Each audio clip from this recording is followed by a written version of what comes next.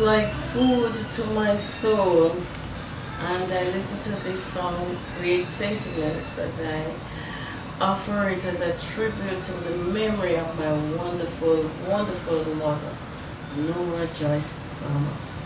I give God thanks for the day that she came in my life and for the years that she have placed me on a pedestal.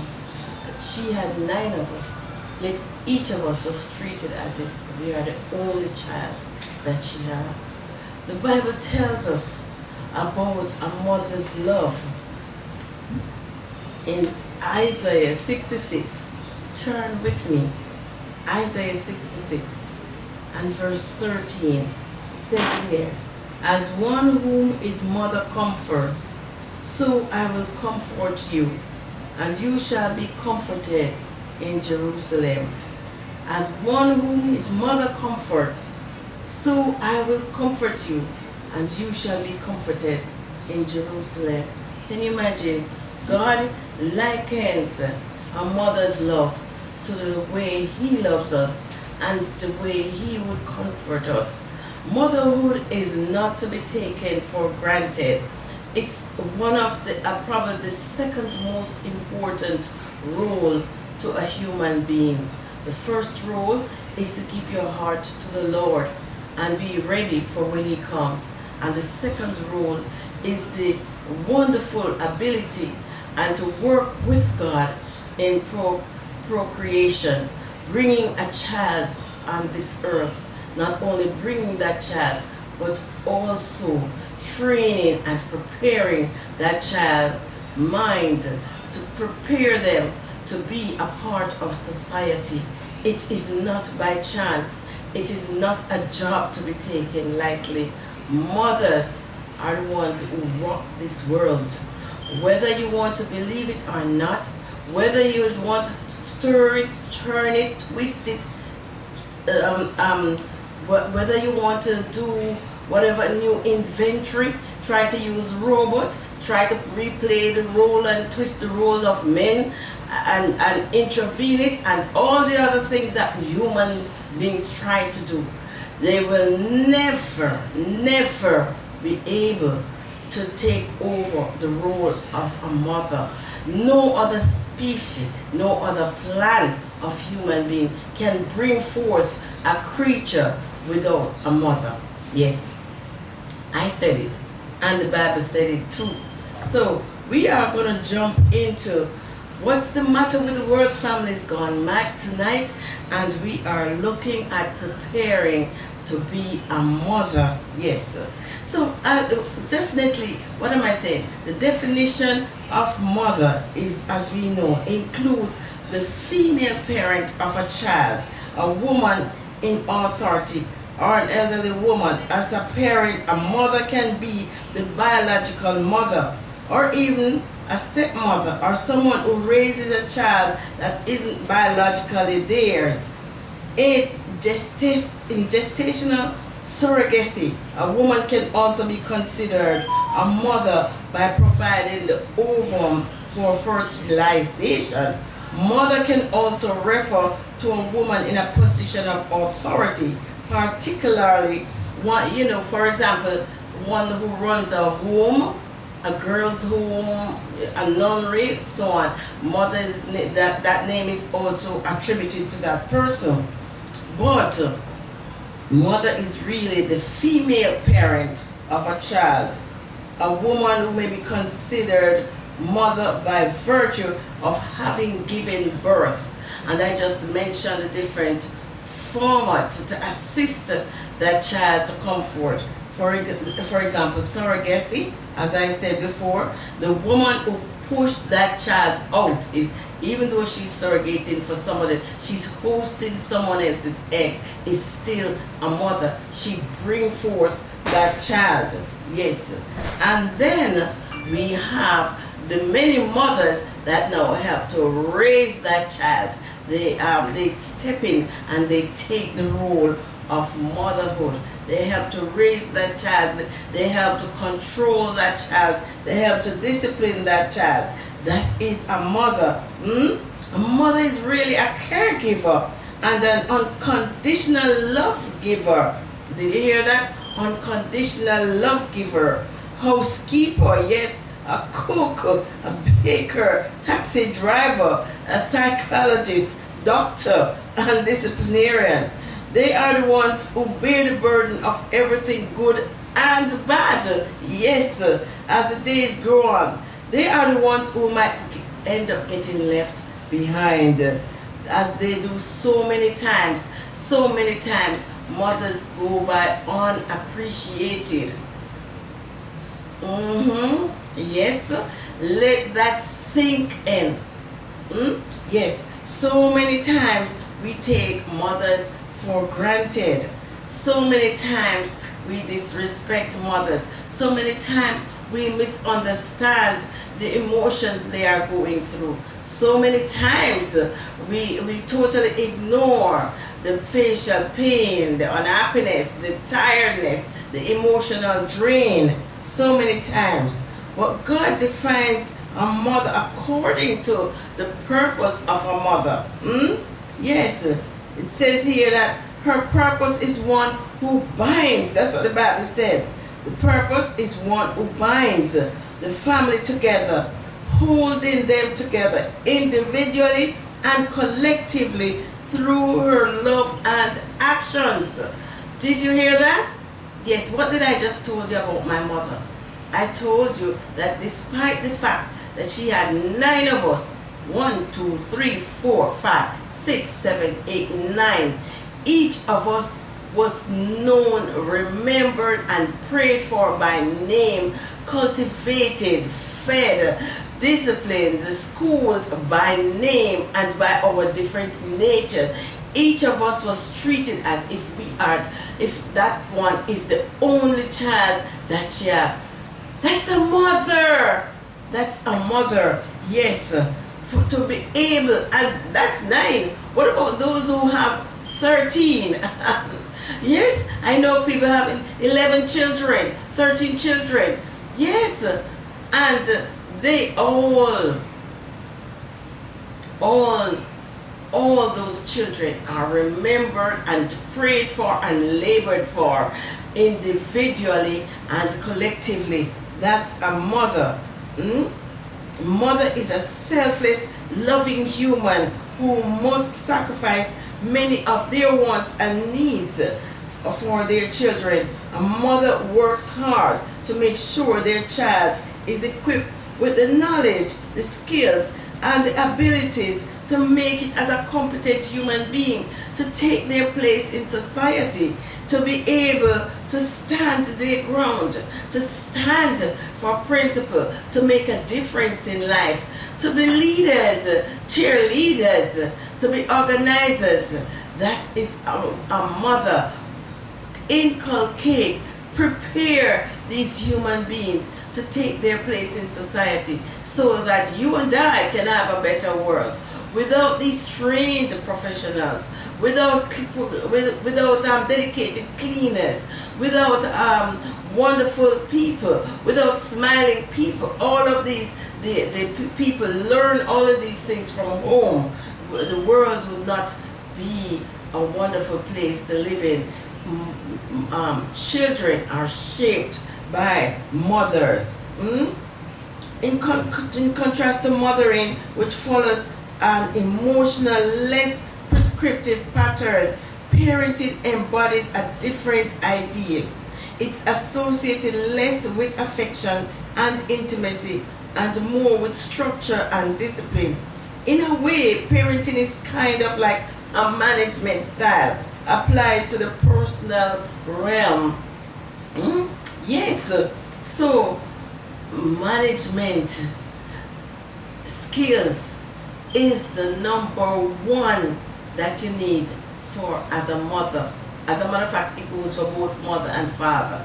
Management skills, the psychological skills. You have to be able to watch that child, to read that child's behavior pattern, understand that child, know when your child is hurting, know when your child is being rude, know when the child is developing characteristics that is un-Christ-like, that is not fit for society, that is going to lead them into the path of destruction. And not only realizing it, not only recognizing it, not only seeing it, but also nipping it. You need the gift of psychology from God above, through wisdom from God above. So motherhood is not just the ability to just lie and get involved in copulation and then pop a child. Oh no, you have structured patterns of behavior, necessary skills that needs to be right there for you to really be a mother. It's not just the ability to bring a child into the world. So now that we look at I know it sounds a lot, let us look at draw on Proverbs 1 verses 8. That's Proverbs 1 verses 8. Okay, turn with me to Proverbs 1 verses 8. It says here, listen, my son, to your father's instruction, and do not forsake your mother's teaching. Did you hear that? Listen to your father's instruction, but don't forsake your mother's teaching. Teaching indicates a daily passing on of information, a daily culturing, a daily nurturing. It doesn't indicate wearing the father's instruction would give an indication of a one-time order, a one-time guide, or guide when it's needed. But with the mother, every move, every turn, every word, every picture, everything that a mother and a child sit down and watch together, the mother uses that as a teaching tool to cultivate the mind of her young child. So the teaching is a constant, daily, every breath that the mother make that comes from her is a teaching opportunity for the mother and the child, for the mother to pass on to the child. So we can see the difference here with the Psalm, the Proverbs, which is written here, verse 1 verses 8. Okay, place that right, that put it up in your bathroom, wherever you have to put it up. Oh, and by the way, did I tell you, remind you, if you're a first time on this line, listening to us tonight on whatever device you're listening to, welcome, welcome, welcome. And also call all your young people, call your young ones, call your adult children, call the children who are preparing for marriage. Gather yourselves together and get your pen and paper, because you got to listen to this and you got to get it and you got to get it right. Okay, so remember, this program is not for entertainment. It is to wake us up and to preserve and to save one family at a time. All right, so now we established that. All right, so we're going to go into the second half of our program by telling you who will be sponsoring this half. Andre's Jamaican Kitchen. When you want sumptuous food presented at your door at the knock, okay, hot Jamaican food, you call on 954-865-4260. That's 954-865-4260. It's delivered right there at your door. Lunchtime, you don't want to get up, walk around, get out in the sun, whatever the weather is, you call Andre's Jamaican Kitchen, 954-865-4260. Okay, so that's that for that segment. So how do you prepare to be a mother? We have different types of mother, as we talked about. Yes, we did talk about the different types of mothers. All right, we have the biological mother, of course, yes. But as I said, remember all that description and the features and characteristics that we mentioned earlier about that a mother should have, that is embalmed in motherhood, should let us realize that there are some people who step up and play those roles, okay? And some of those people, we call them adoptive mothers. We call them stepmothers. We call them foster mothers. And so on. And we mentioned surrogates and so on, mothers.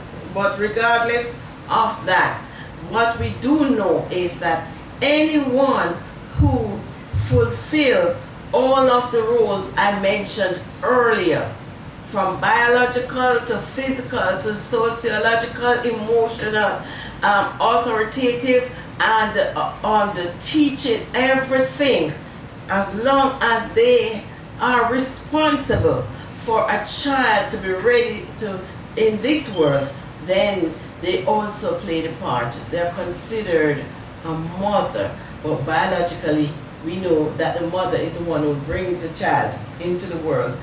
But still, the Chinese principle of a village grows a child, yes, it cannot be outweighed right here.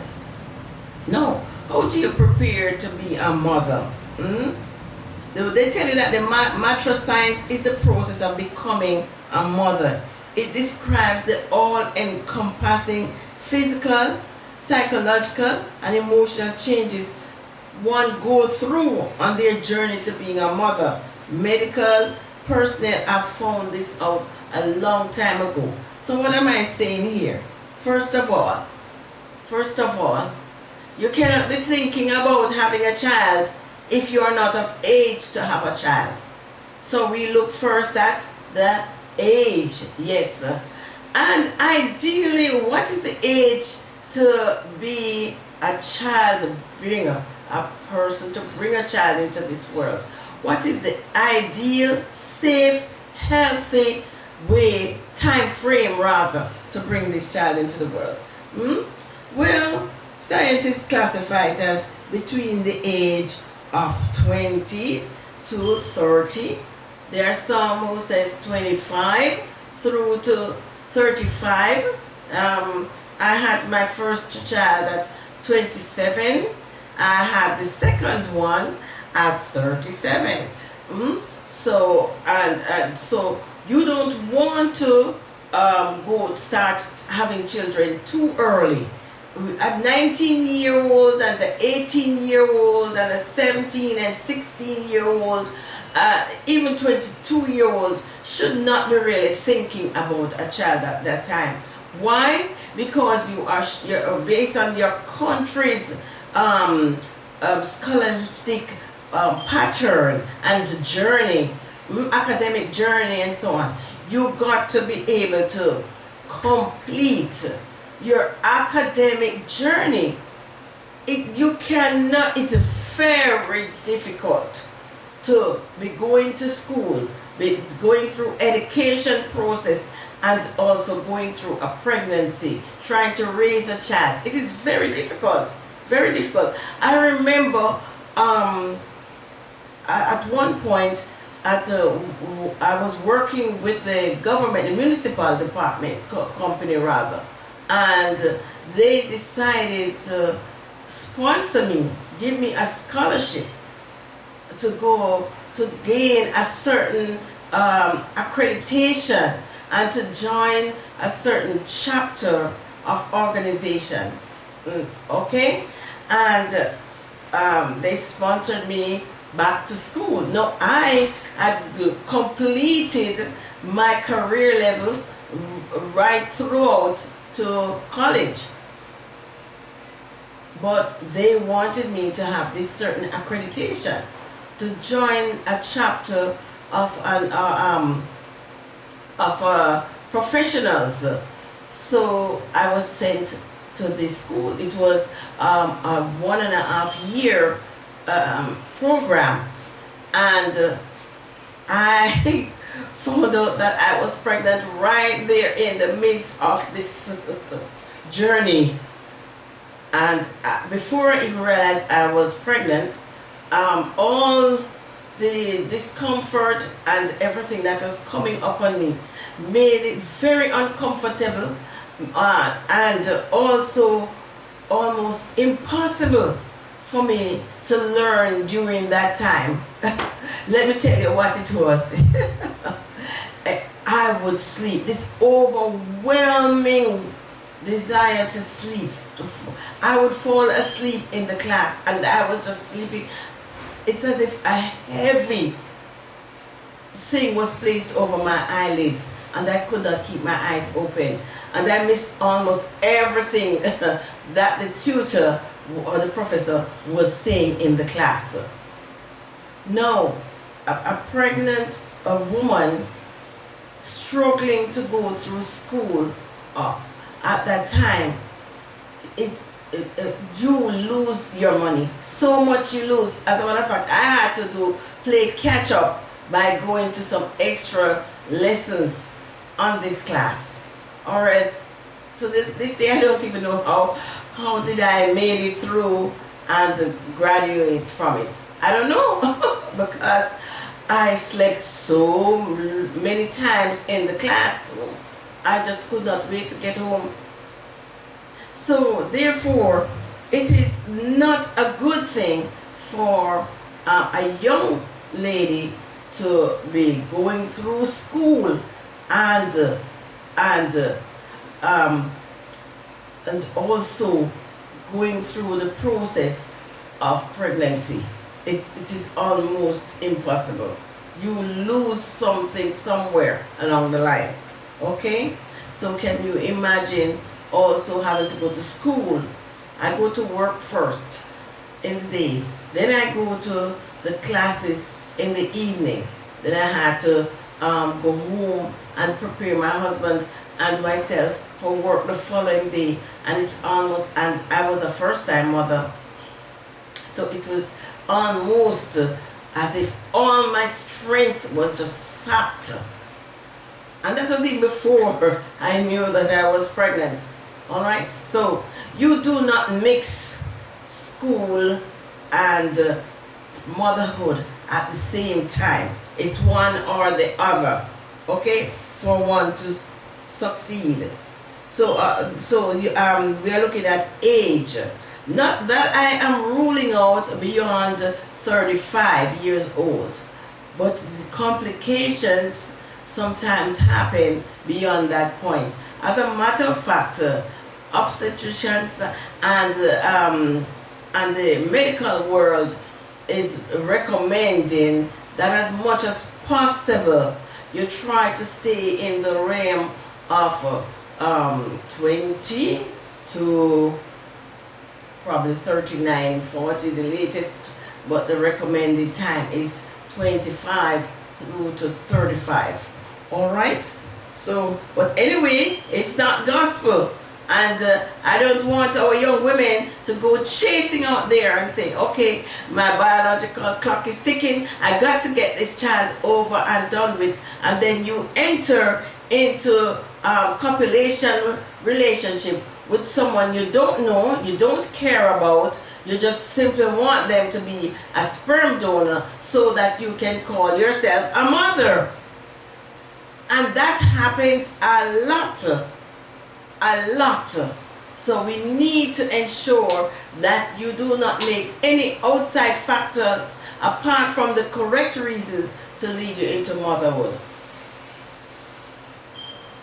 Okay, so let us jump also into the emotional state that you should be in. So we looked at the age that you should be thinking about, age appropriate for motherhood. All right, then we look at the emotional state that you should be in when you're considering being a mother. All right, you need to ensure that you are of healthy emotion. You are in love with the father of that child. You are to ensure that you're stepping into something that you feel secure. You are having a secure future. You have emotional support. Your family members who are happy for you, who will help you along, who will teach you, train you, guide you, be there for you. All of this support you need to ensure that you have that at your fingertip before you go into motherhood.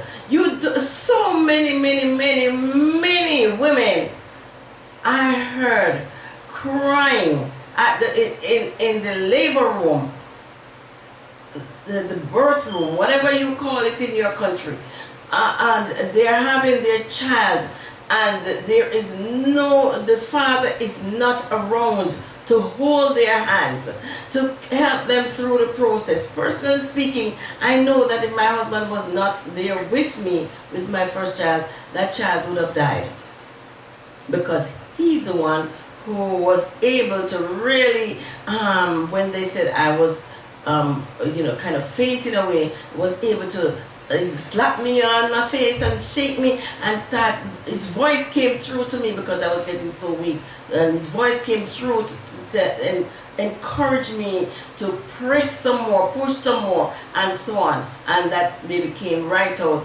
almost in his arm. So I am telling you, when you have the emotional support, the strength, the financial support, the family members, the encouragement of that man and friends who really wish you well, then you are on the road to a safe motherhood, safe lifestyle of taking on the world as a mother. Okay? So you need to ensure that you're not pressured into having sex and into bringing a child into the world. It should not be for the wrong reason. You should not be paid to bring a child into the world.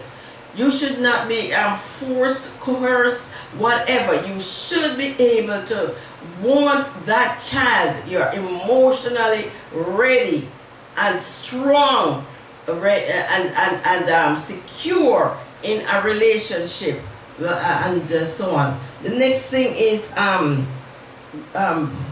watch also for your finances.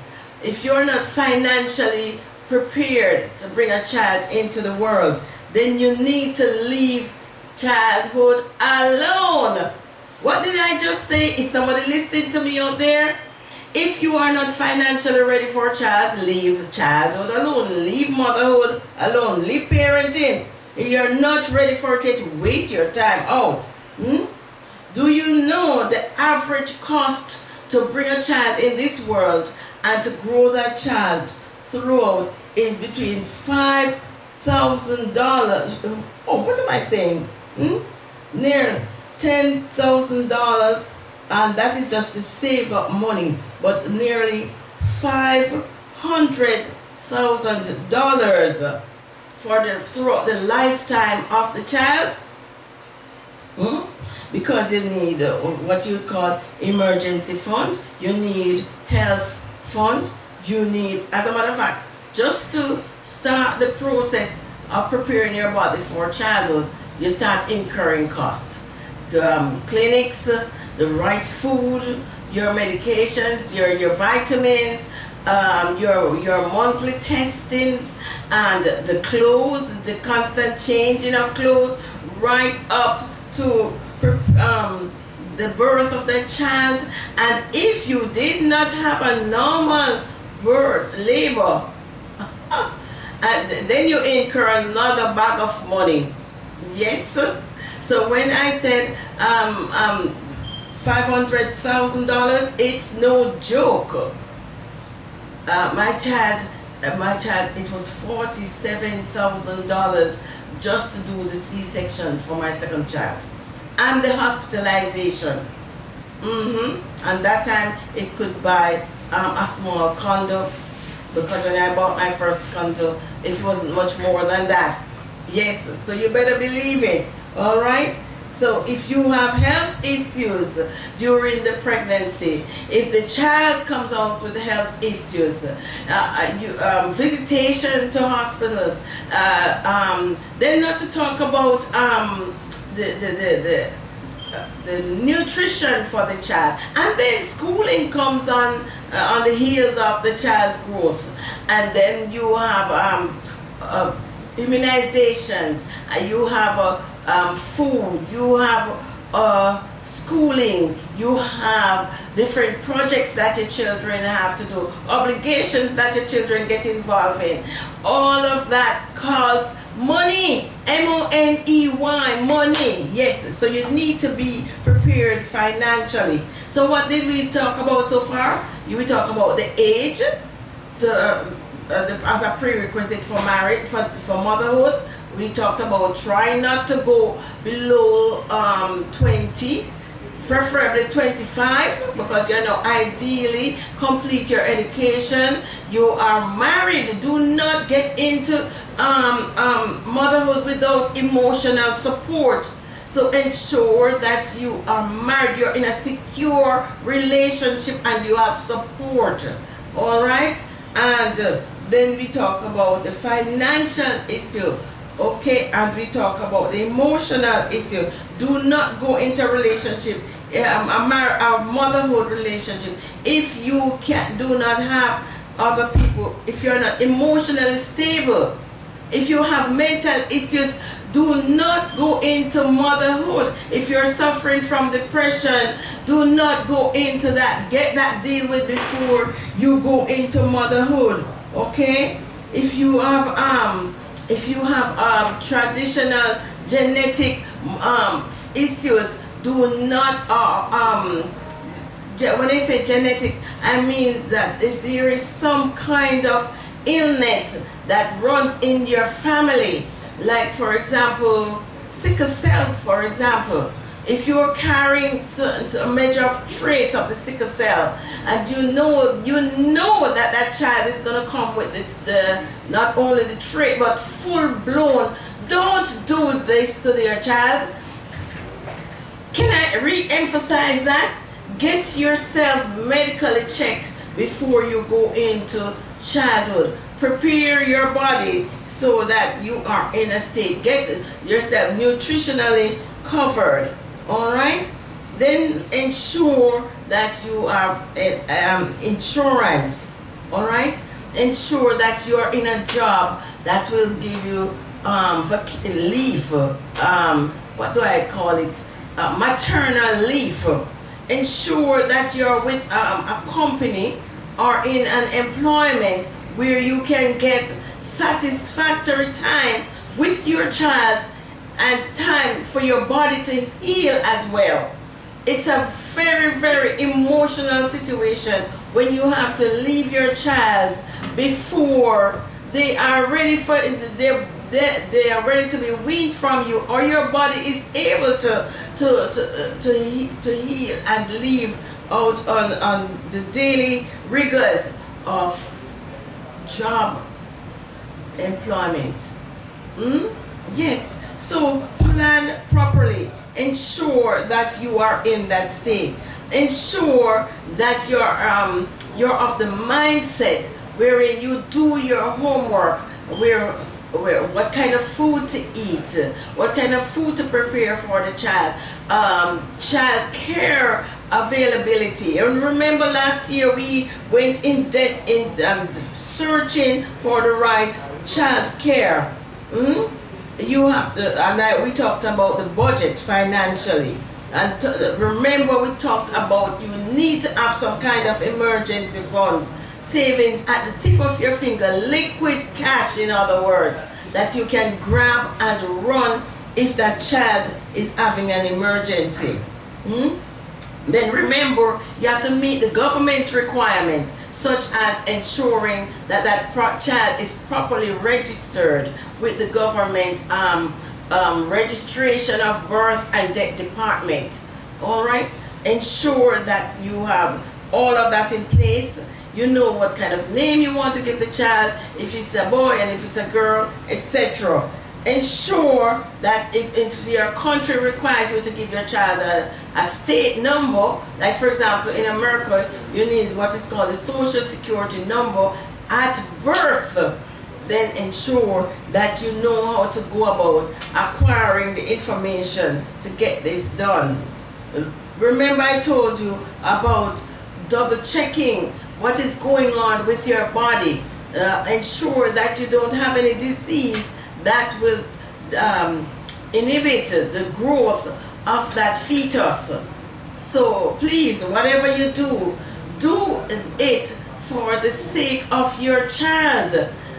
Ensure that you surround yourself with positive behavior, positive mentality, and clean, healthy people. Don't have nobody smoking around you, using lewd languages around you, using drugs around you, and all of that is going into your system and passing on to the child, the fetus. Yes, even lewd music and depressing conversations affect the child. Yes, so you need to say, okay, I'm going to trim these people from out of my, what would I say, your address book or my pastimes. I used to spend this time in the bar or tavern or whatever you call it. I am cutting all of that out. And get yourself close to nature. And as I said, you start now a saving for future expense. So you have savings for emergency, which has to be liquid cash. Alright, and then you have savings for future expenses. So you need to ensure that you have all of that in place. You don't just dive into pregnancy and that's all there is to it. Too many pregnancies are, too many children are born out of what they call mistake, unplanned pregnancies, unwanted children. That is not fair to the child. Ensure that you're prepared, age-wise, as I said, mentally, emotionally, physically. Your body has to develop as a woman. And so many times our young girls get pregnant because they have the anatomy, but they are still not properly developed for pregnancy, for childbearing. Yes, so you got to ensure that you have all of that at the tip of your fingertip. Then you need to ensure that, how am I going to get time for myself? And when I said myself, you need to do things like exercise. If you're not planning to get pregnant, planning to be a mother, you start some serious exercise. You start learning to prepare meals, home cooked meals, both for yourself and your husband and the child.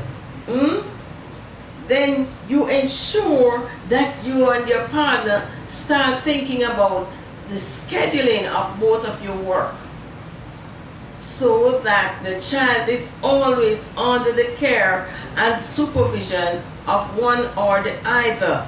Because of the way the world is, you cannot entrust your child's growth and care to anybody else but yourself. That is the world that we live in. Ensure that you're getting your proper sunlight. Ensure that your home is safe for that child. You're going to ensure that you check all the roofing, termite issues, and not to talk about mold and other issues that comes with especially very old houses. You ensure that your house is baby safe, in other words. Alright? Ensure that you have a secure place for the child to stay. The room that you're going to place the child in is secure, it's clean, it's healthy, it's properly ventilated, etc. And also control the amount of trafficking that's going to come through your house. control the amount of disturbances and phone calls and friends and company who gonna just barge in and continue life as if you're still a teenager with them. Ensure you get your quiet time, all right, and create a safe and welcoming environment for your child, all right. Create skills. Pray to God to give you skills, mentality, strength, wisdom, knowledge to grow this child, to treat this child from its fetus level right through birth, throughout its infancy stage, middle age stage, teenage stage, adolescent stage, adult stage, whatever stage. Ask the Lord to give you the wisdom to be able to carry this child into this world as a normal, healthy human being, and who is able, well and able to take their place in society. You could not want a better child when you step into motherhood properly prepared. Very, very much so. You have no excuse after tonight because I told you so, okay? You remember about my favorite artist, favorite author, Ellen G. White. She wrote a book that is called An Appeal to Mothers. And she says here, mothers, let us first view the results of the vice that takes a toll upon your physical strength. Have you not marked how you have lacked healthful beauty, you have lacked strength, and the power and the endurance in your children? Have you not felt saddened as you have watched the progress of disease upon them, which has baffled your skill?